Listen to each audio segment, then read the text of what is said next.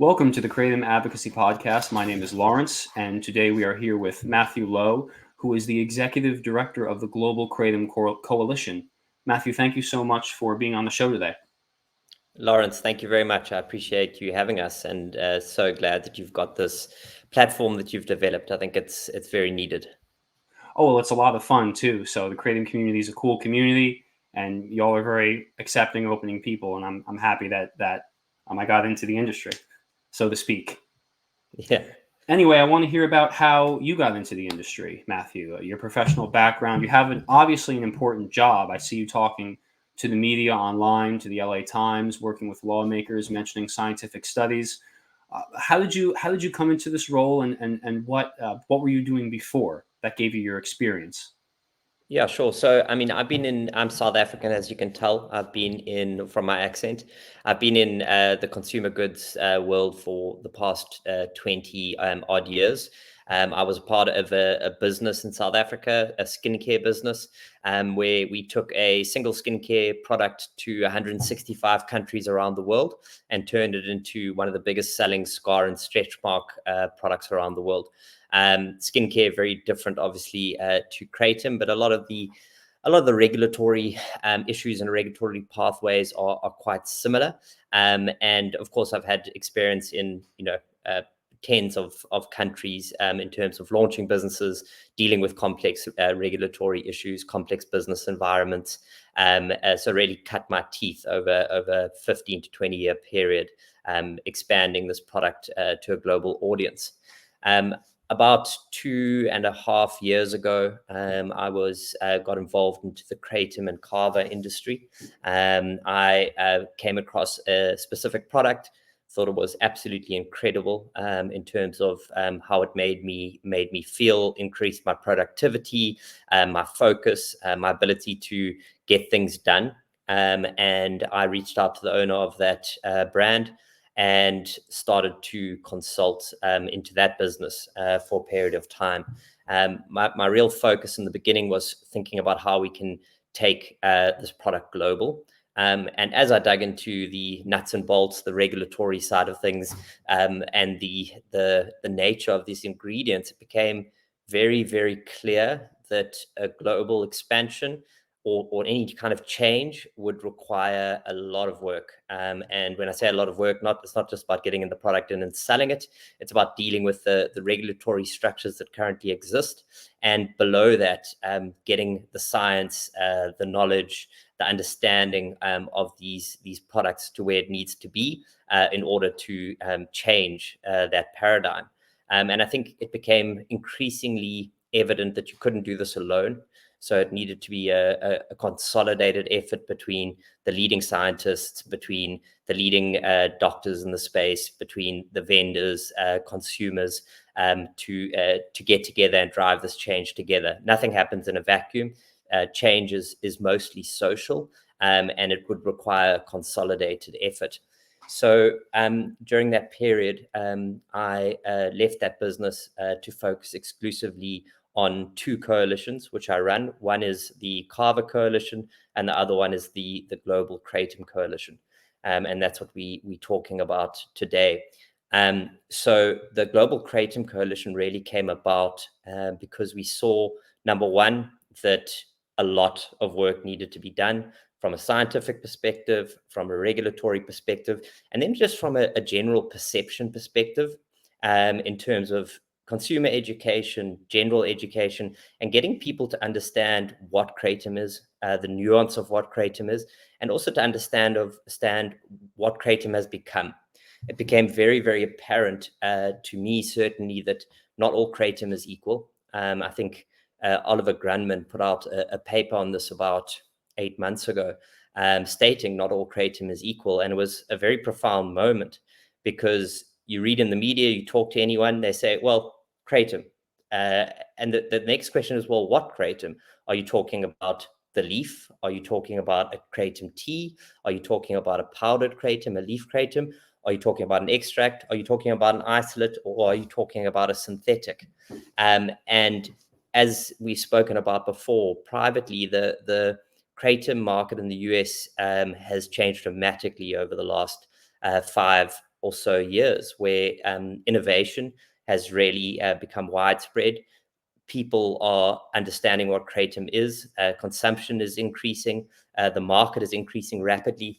We just finished a survey of the kratom marketplace in the US, and the estimates are there's anywhere close to 24 million kratom consumers across the United States at the moment. I've So heard that's a 2 big million. number. Sorry to interrupt, but that's a huge number compared to the estimates I've heard. Yeah.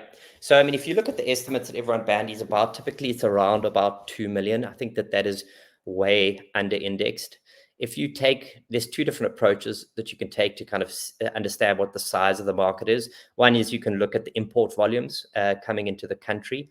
They are growing at a rapid amount. I think close to 4,500 metric tons a month are coming into the country. And if you break that then down into kind of average usage, you get to a number of around about 20 to 24 million. The survey that we just finished, we surveyed 11,000 people, of which 1,000 of those respondents were kratom users. So you can surmise that about 9% of the population is using kratom at this point in time. So it comes to about 24 million people. I would suggest it's the largest unknown category in the United States at the moment.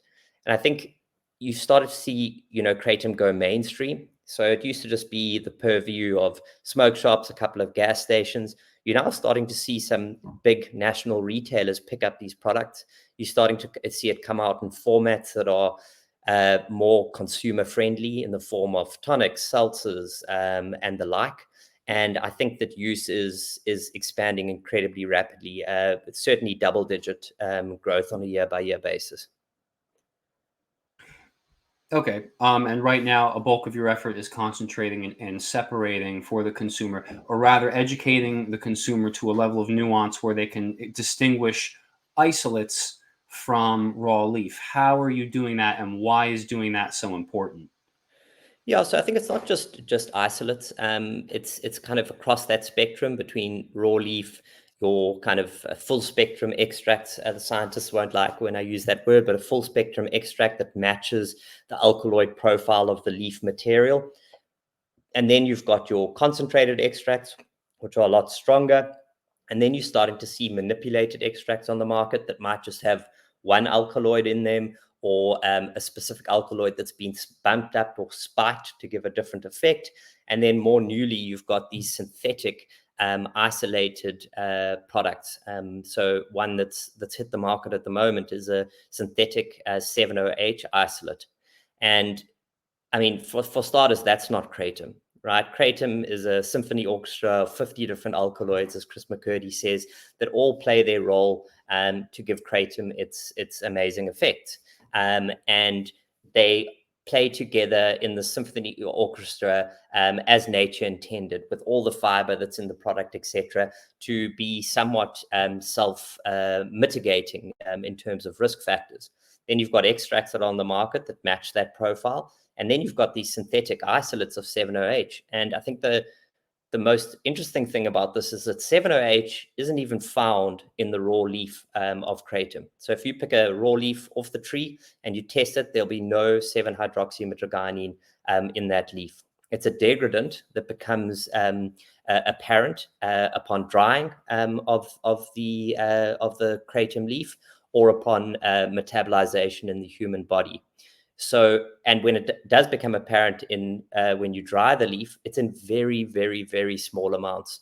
So, I mean, we've tested ourselves close to 50 different kratom products, leaf products, extract products, and you're all seeing the 7-OH level as a percentage of the alkaloid fraction at below 1% of the total alkaloid fraction. And to be quite frank, in many cases, it's at like 0.001%. So very, very small amounts that show that it doesn't really have such a big impact in terms of the effect that a proper, authentic kratom product is having. What you're seeing with these isolates is people are using a synthetic process to extract or to create 7-OH from a mitragynine extract. and then are turning it into a product that's being labeled as kratom, but just contains 7-OH in it. And when I say it contains 7-OH in it, very, very high amounts of 7-OH in isolation. There are minimal amounts of any of the other alkaloids within a kratom product in these products. And this is concerning for a couple of reasons. One, the pharmacological profile of 7-hydroxy is concerning. It's got high affinity to the opioid receptors than morphine does. And number two, it's not kratom. So it's being sold as a dietary supplement off the back of the long history of safe use of kratom in Indonesia, the various scientific scientific studies in animals and in consumers or humans that ratify the safety of kratom. And these guys are riding those coattails, putting a product into the market that has not been tested, has not gone through the right regulatory hurdles to get into the market, and is likely very concerning from a public health perspective. You're dealing with something that's way closer to a pharmaceutical than a botanical or a herbal dietary supplement. And our biggest concern is because consumers don't understand that not all kratom is equal, they can walk into a store and say, please, can I try kratom? I've never used it before. And the store owner can hand them either leaf kratom, which is relatively innocuous and is self-limiting in many ways, or they can hand them a 7-hydroxy isolate product, and that'll be their first experience of kratom. And that is very, very concerning. It's not a good place for us to be. So from a GKC perspective, we really are going out and trying to educate consumers as to what is kratom and what is not kratom. And I think that this is a very important differentiation that needs to happen. And I don't think it just needs to happen from a consumer awareness perspective. I think it needs to be taken into account from a regulatory perspective as well. The American people, the kratom advocates, have fought incredibly hard to keep kratom legal or available in the United States. And when I see things like this happening, I get scared that the baby's going to get thrown out with the bathwater, someone's going to get hurt, and kratom's going to be blamed, when actually the products that can do the most amount of damage are not even kratom themselves. So I think you had Chris McCurdy on your podcast a couple of weeks ago. He's expressed great concern about these isolate products that do not match the profile of kratom, and in many cases are not kratom. And something needs to be done about it because it feels like a pivotal moment for the industry. It's very similar to what's happened with hemp. Hemp allowed a loophole that allowed people to synthesize and create intoxicating products that are not hemp products, that are not CBD products, that are being sold in gas stations, in head shops, and the work hasn't been done to show their safety. And that's not a good place to be from a consumer safety perspective. Relative to the American Kratom Association, what is your perspective relative to the science? I'm not sure if it was you who said that the GKC wants even stricter regulations than the AKA. Could you go into what that practically would mean? From a regulations perspective, I think that as a starting point, the industry needs guardrails, right? So there aren't any appropriate standards that have been put in place for the kratom market. As a kratom vendor, it's very hard to know what you should and what you shouldn't be doing. So as a starting point, you want to put those guardrails in place. But I think what we've found looking at the market is that if we just follow the regulations that have been put in place for dietary supplements, it's not enough to keep consumers safe. It's not enough from a labeling standards perspective. It's not enough from a manufacturing standards perspective. And it certainly isn't enough to protect against this innovation that's happening in that space. So we are very aggressively chasing down more stringent regulations that balance between consumer safety and ensuring that consumers are getting safe authentic, well-made, well-labeled kratom products, but ensuring that there's still access. There's this very fine line to tread. It used to be a discussion about, is kratom bad? Is kratom good? Now it's a discussion around prohibition versus appropriate regulation. We know prohibition doesn't work. We know that there are tens of millions of people that are really getting tremendous value out of kratom. But we also know that there are people that are struggling with kratom and it's having a negative impact in their life.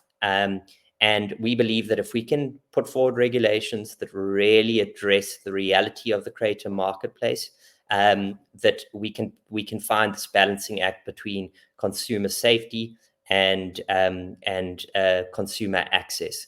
So, I mean, the regulation that we would like to see being put forward, I think Matt Haney in California has put forward a bill that we think is excellent. For starters, it acknowledges that not all kratom is equal. So it differentiates between what is a leaf kratom product and what is an extract, a kratom extract product.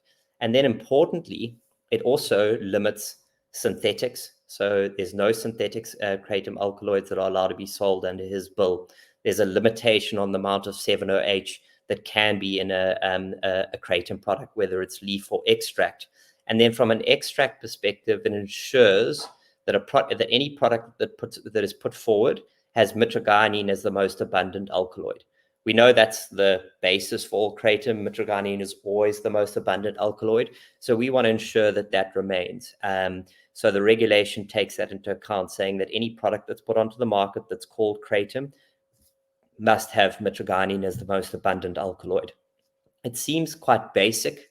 And I would suggest that if you had put this out 5 years ago, people would have gone, oh, well, of course, it's leaf kratom, it's these extracts on the market. That makes complete sense.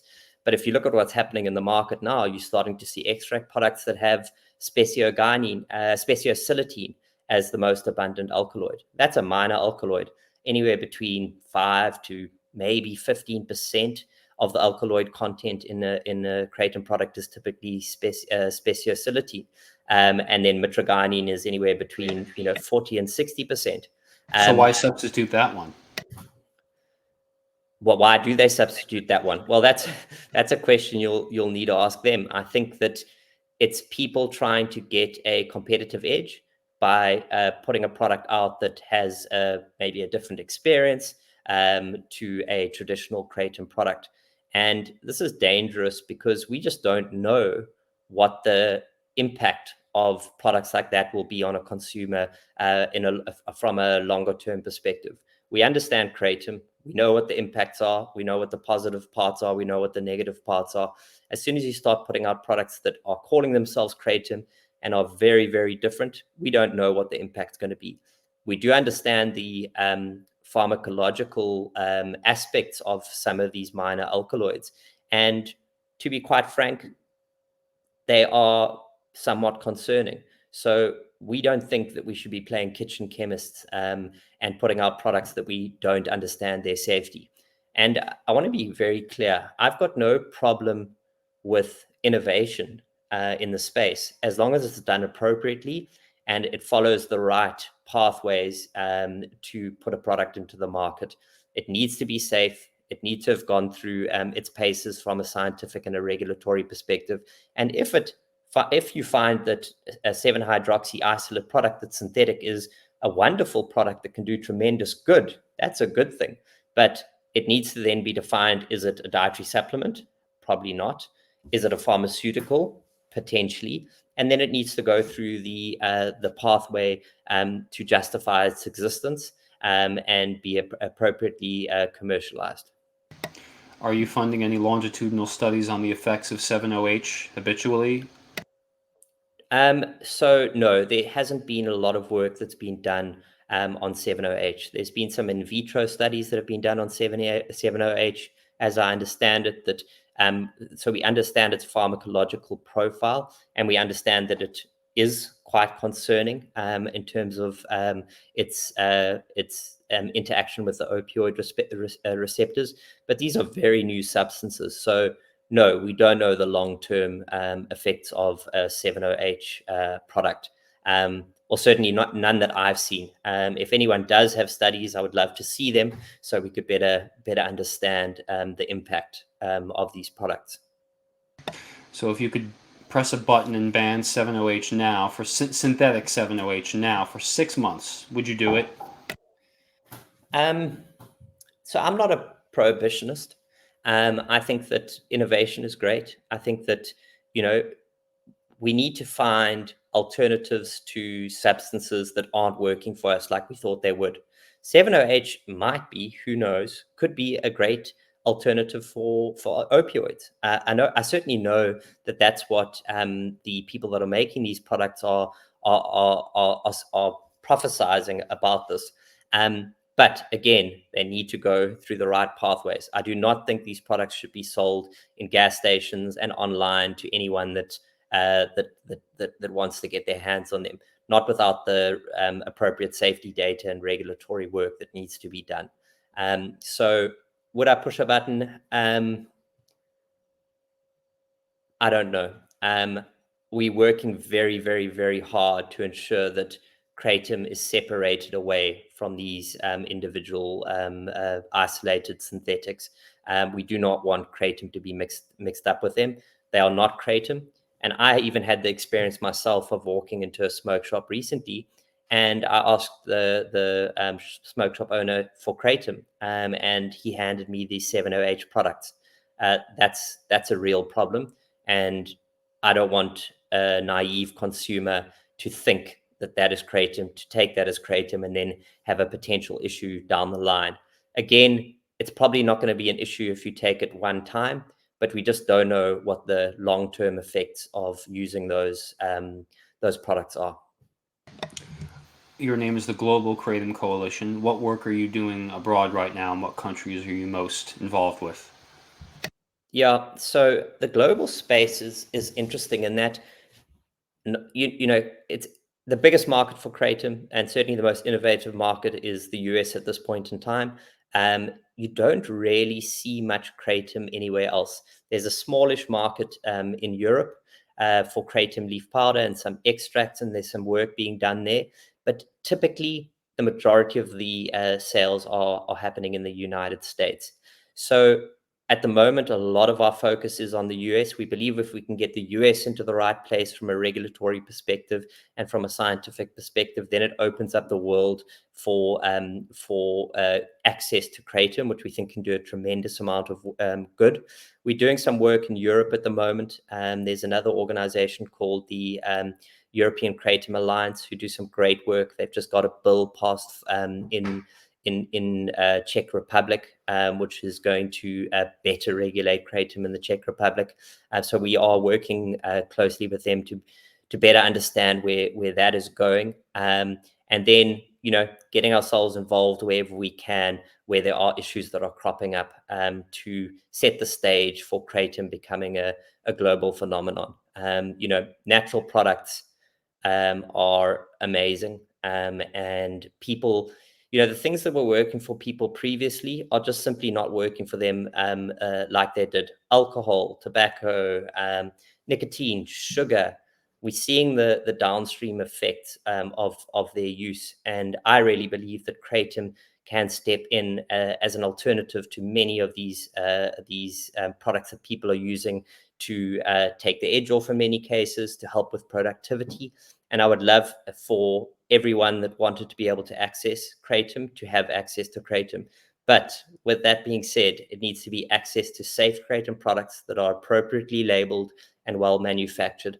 I can't stress enough how important labeling standards are in this whole process. A consumer needs to know when they pick up a product, number one, what that product is, what's in that product, how to use that product, right? So how much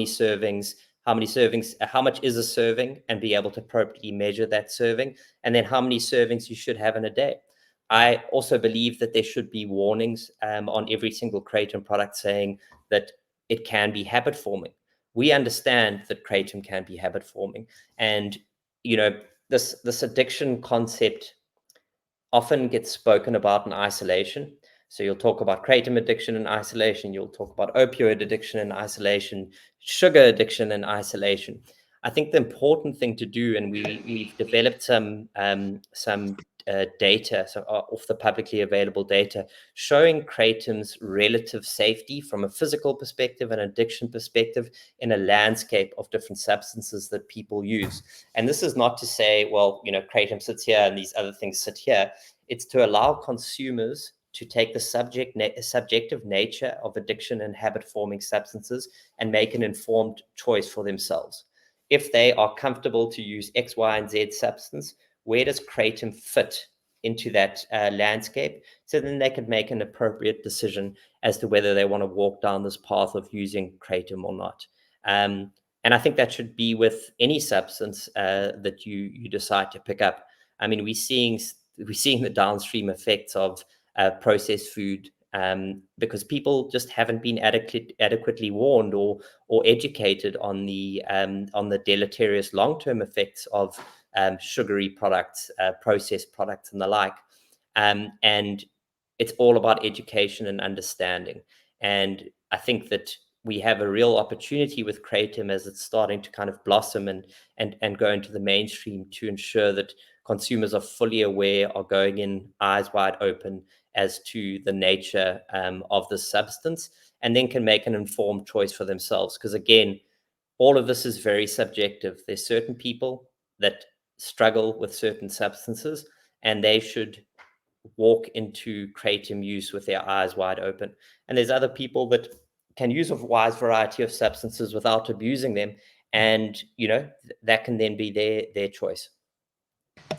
What is your relationship with the FDA, and is that moving in a good direction? Do you foresee kratom remaining legal realistically?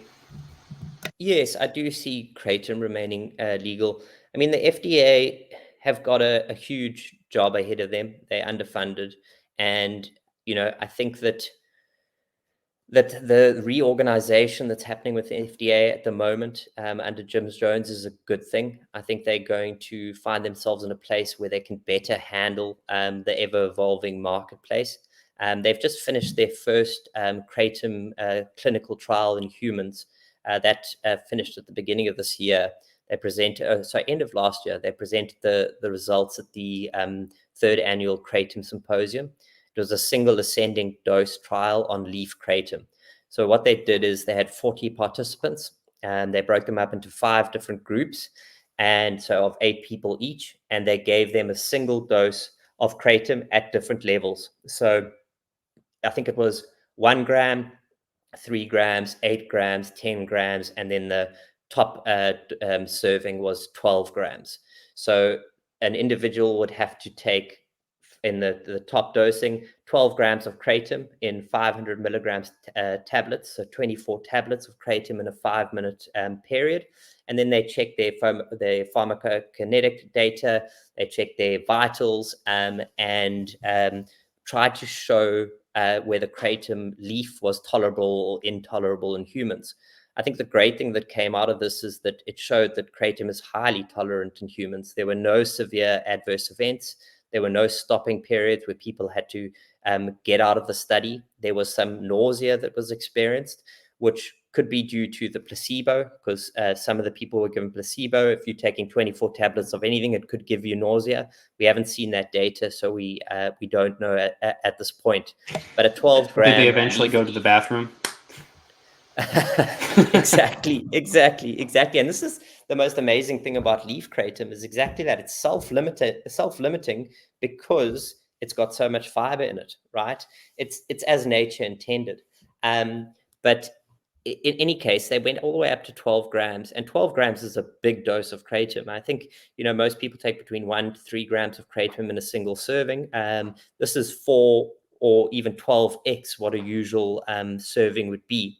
And it showed that it was highly tolerable. So this will then allow them to move into a human abuse potential study, which is basically a drug liking study where they use a positive control, a placebo, and leaf kratom to see what the drug liking scale is. And I think what you're going to see is the data is going to be positive. It's going to show what we know it will show from a leaf kratom perspective. And I hope it'll give the FDA the right scientific information they need to appropriately regulate kratom. that's what we're hoping for. We are very supportive of anything that can be done in the kratom space to better educate, better understand, and create a regulatory pathway that will work. I have hope that will be the case with the FDA. I really hope and believe that we'll get to a stage where they understand kratom enough to go, okay, we can wrap our arms around this. This is what needs to be done. It's a good thing. It can be a tricky thing for certain people. So this is an appropriate regulatory structure for the widespread sale of kratom.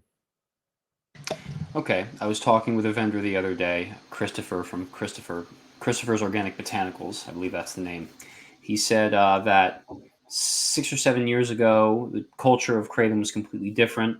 Around COVID, people found out that they could make money, and a lot of big players got in, and the culture shifted. Do you think? Could you explain that cultural shift? What he might be referring to, number one, and number two. Do you think the kratom industry would be better with fewer small vendors and just a few big vendors? Maybe that's a little bit too, abstruse of a question, but what you will. Yes. So, in terms of it changing, I can only surmise or presume what he's talking about. But certainly, you're starting to see kratom go mainstream.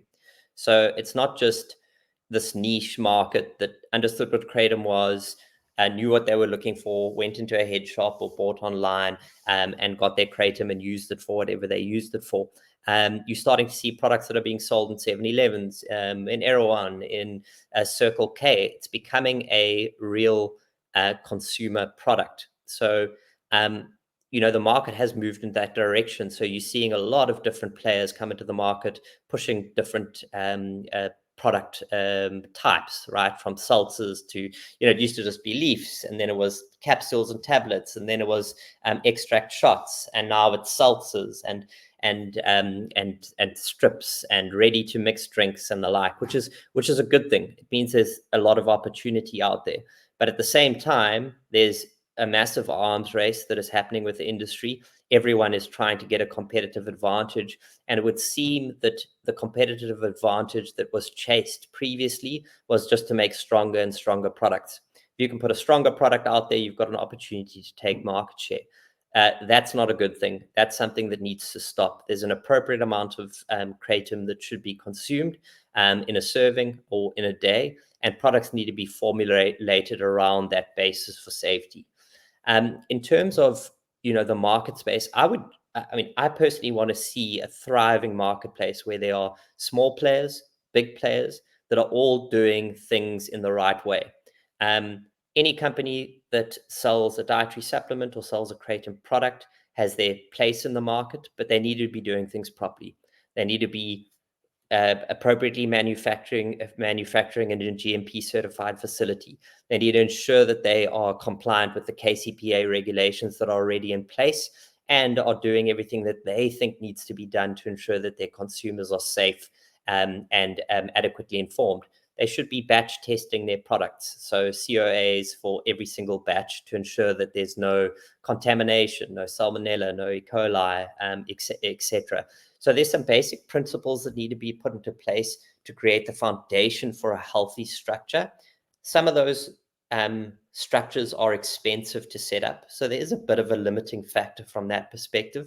But if you do that, and the market is kept safe, and the trajectory of kratom continues in the US from 24 million people this year to 28 million people the next year, and who knows, 100 million people in 5 years' time, there's going to be enough space for everyone to sell an appropriately made kratom product. So a thriving market is a market where there's big players and there's small players alike, and then the consumers decide who the winners and the losers are. It's not up for us to choose the winners and the losers. It's up for the consumers to make those choices. What I wouldn't want to see happen is small vendors to be struggling from a business perspective because they can't keep up with the kind of pace of the strengthening products that are going onto the market. I don't think that that's a good place for the market to be in.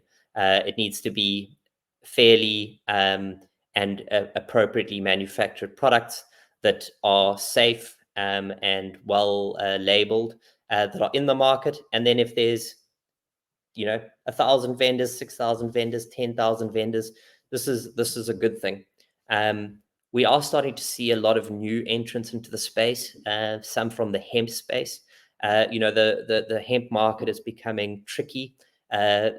Everyone took advantage, well, not everyone, a couple of people took advantage of the loopholes in the Farm Bill, created Delta 8, Delta 9, these to use the loopholes and basically sell intoxicating products as hemp products. I think that market is coming under more pressure, and we started to see some of the hemp players come into the kratom space with that same playbook, and that is to synthesize and create products that aren't kratom products and sell them as kratom products. And I don't want to see that continue.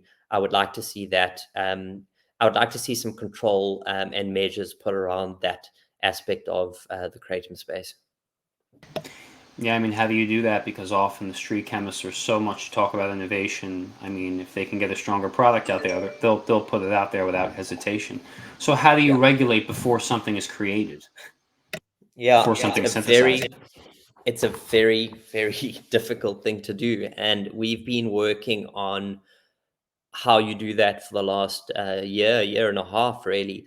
And I think that the way to do this is just simply to say kratom products cannot be synthesized. If you've got a kratom product on the market and it's got a synthetic kratom alkaloid or a synthetic metabolite or a synthetic kratom constituent, it is not a kratom product and cannot be sold under the guise of a kratom product or under kratom regulations.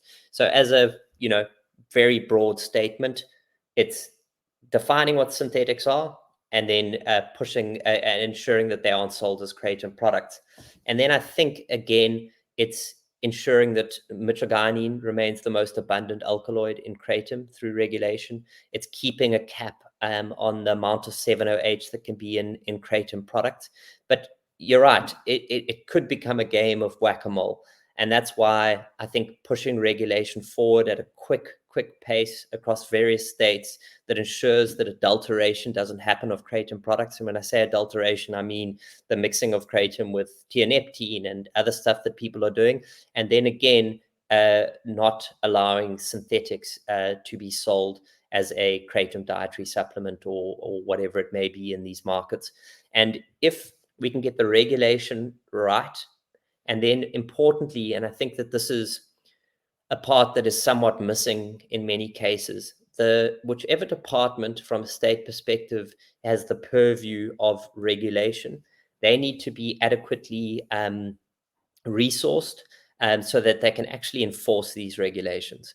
The regulations can't just be, there and then everyone's just doing what they want to do. There needs to be enforcement mechanisms. There needs to be the ability for whether it's the Department of Health or the Ag Department to actually appropriately categorize the kratom market and ensure that the vendors that have registered with kratom products that fit the regulatory structure that's been put in place can then sell their products on the market.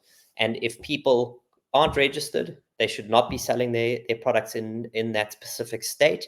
And this department needs to have the ability to go out and canvass the market and find those players that aren't sticking to the rules and dealing with them appropriately through the legal structures that are available to them, whether that's a fine system that's been set up or something as simple as if you sell a product that is not registered with the department per the regulations, you just simply aren't allowed to sell in that state, and they must be able to take legal action against those companies. Okay. What is the GKC's most proud accomplishment to date? Well, it's a difficult one because there's just so much to do, so much work to do. There's so much educating to do. There's so much that, I mean, we're a relatively new organization. Not a lot of people know who we are. So I think I don't think we've achieved anything that I would say is our proudest achievement. I think that's still to come. We are working very, very, very hard to get as much done in the most short amount of time as possible. The that takes into account the good experience that consumers are having, as well as the bad experience that consumers are having. I think if you ask me this question in maybe 3 to 5 years' time, I'd have a better answer for you. And I would hope that it would be the answer of our proudest achievement is that we got everyone across the spectrum to see the value of kratom and also see where kratom can be potentially dangerous. And we found a pathway that worked for everyone to allow access to safe kratom products and ensure that consumers were informed enough to make decisions about their consumption that they could take ownership for. I think what you don't want to see is you don't want to see a consumer getting into a bad situation with kratom because they didn't understand what they were getting into. I think that's where the biggest problem lies. So that education, that understanding, that responsible practices by manufacturers is absolutely everything. And I think if we can get to that space, you'll find a world in which kratom can flourish, and the people that will benefit from kratom will have access and can use it, and hopefully we'll see less people having issues with kratom products. What is the numerical strength of the Global Kratom Coalition? I mean, how many vendors, and just maybe give me some figures and some facts for viewers so that they can have a concrete idea. Yeah, so again, we're at the very early stages. We've got around about 10 official members of the Global Kratom Coalition from a vendor's perspective. There are other vendors that we're currently working with to bring on board to our structure. We have a very open structure where anyone that's interested in what we're doing, we have a weekly call where we talk through all the various projects, and there's quite a lot going on. And we have many vendors that aren't officially a part of the GKC that sit on those calls, that advise, that give their input. Currently we're building out our consumer advocacy side of things. And with that consumer advocacy side, we really are pushing towards having consumer advocates that aren't just pro-kratom. We also want to have some people that are anti-kratom within our network.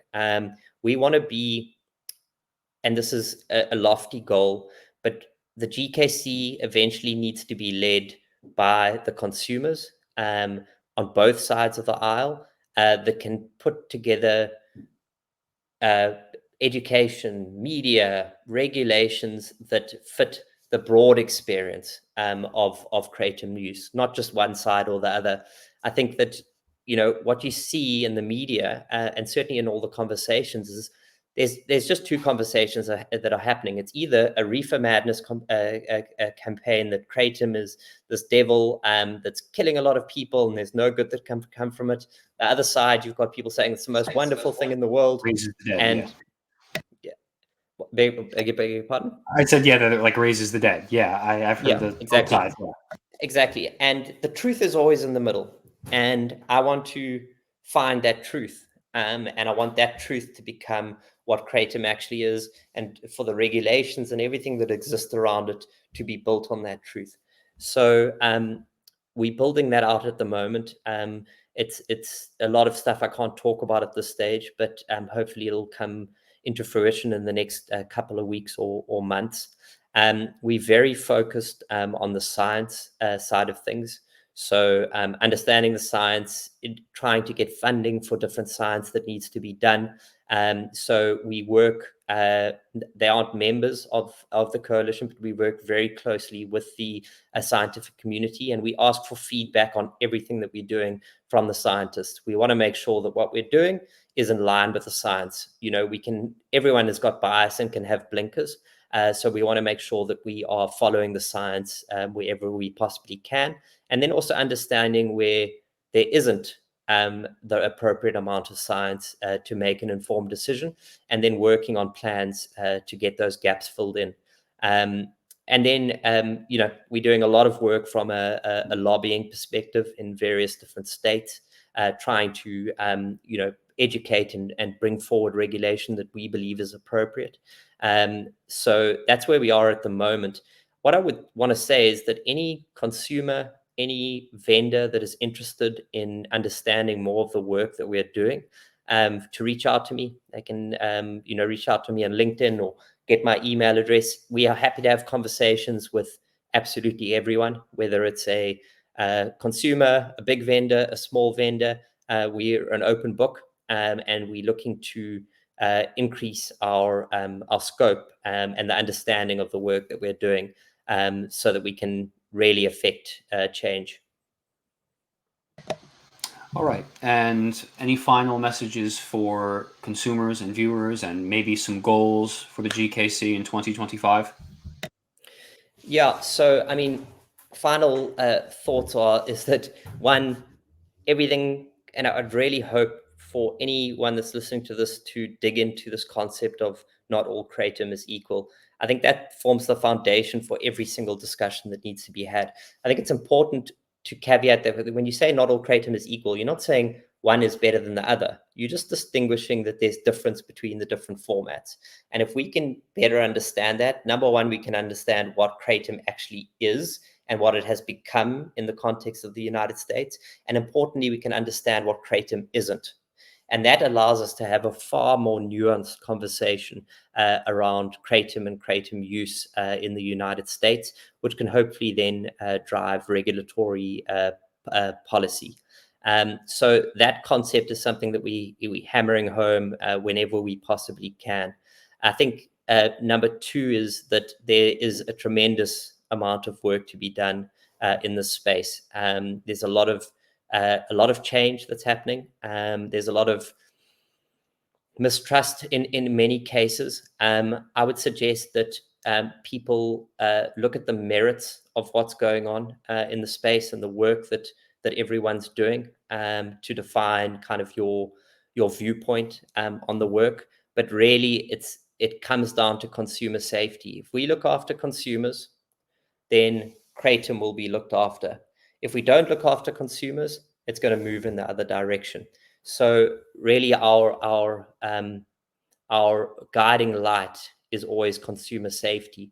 So I would ask that if any consumer hears what I've said today and either agrees with it or disagrees with it, reach out. We want to hear more. We want to make sure that we're taking everything into account when pushing forward the narrative that we're looking to push forward. So we're an open book. Reach out. We can only be successful if we have everyone pulling in the same direction. And that's our end goal.